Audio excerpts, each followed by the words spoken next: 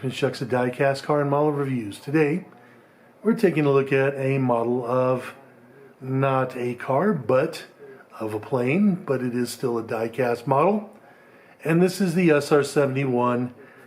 This model is made by Century Wings and is in 1/72nd scale. Of course, I do mostly collect model cars, but I do have a small collection of model planes. Maybe about 20 of them, I suppose. And this is my favorite plane of all time, and I'm sure it is the same for a lot of you guys out there. And so I had to pick up an SR-71 model. Now, this model here, as you can see here on the tail, is 17955. I have this book about the SR-71. Actually, I have several books.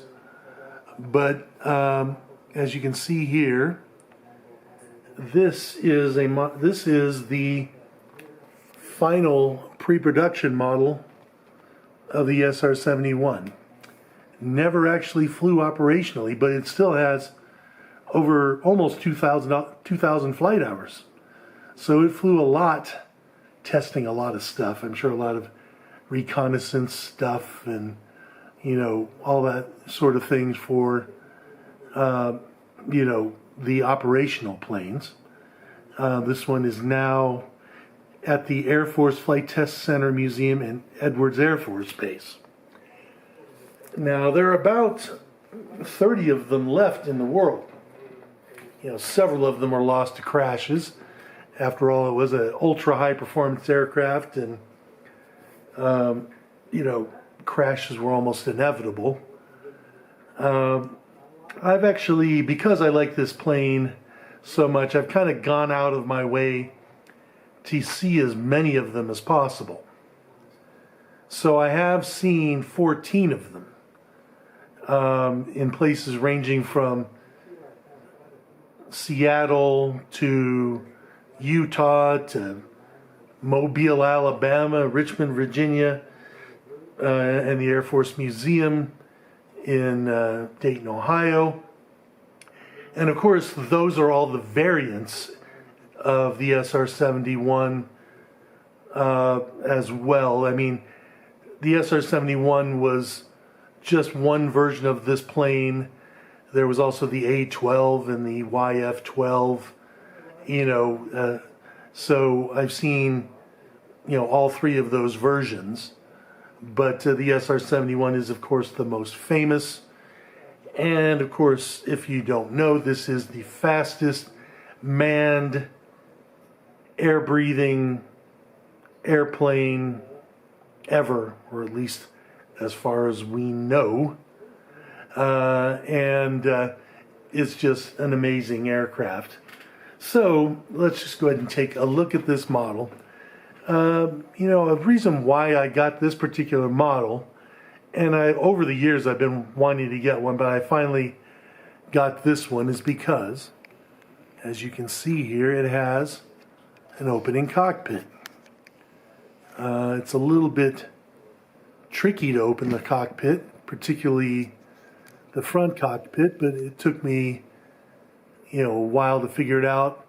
But it's a nice, a nicely detailed cockpit, and it comes with, the pilot and the reconnaissance systems officer. And if only it could focus, that would be nice. But there we go. And some nice decals there as well.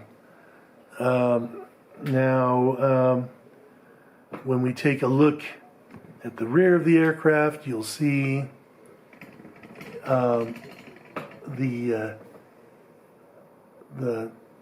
Air Force badge there, the national insignia, which they did a nice job on with the fitting into the corrugations. And this plane does have corrugations because it allows for expansion of the skin, because this plane does get to be over 500 degrees due to air friction at Mach 3 plus. There's the tail there, which is nice, and you can see the Skunk Works badge on the back, which is basically the reason why I bought this model. I like the Skunk Works badge on the tail. Let's go ahead and take a look at the underneath here. You can see, oops, lost my crew there, but you can see nice detail here on the landing gear. The silver wheels are very interesting. They're the rubber is impregnated with aluminum powder to reflect heat in the while it's flying there. However, if you look at the front wheels, they do not have the silver coloration because they are cooled by the air conditioning system that cools the crew. So some really nice detail here. There's no opening reconnaissance bays or anything like that. The only thing that opens or removes is this, and that's just a cover for the slot for the in-flight mount for the plane.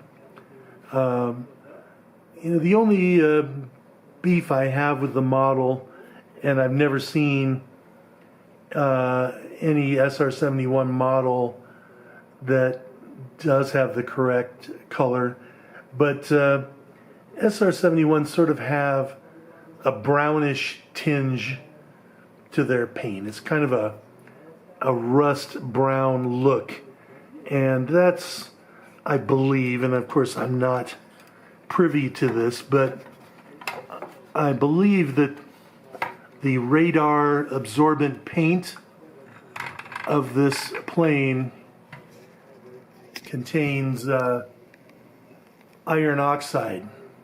Okay, I believe that the YF-17 does as well, or the F-117, I should say, the stealth fighter does have that as well, but the iron oxide helps absorb radar.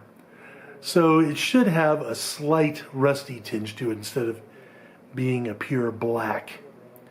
But anyway, that is my look at the model of the SR-71 as made by Century Wings. I hope you enjoyed it, and if so, please go ahead and like and subscribe. Have a great day.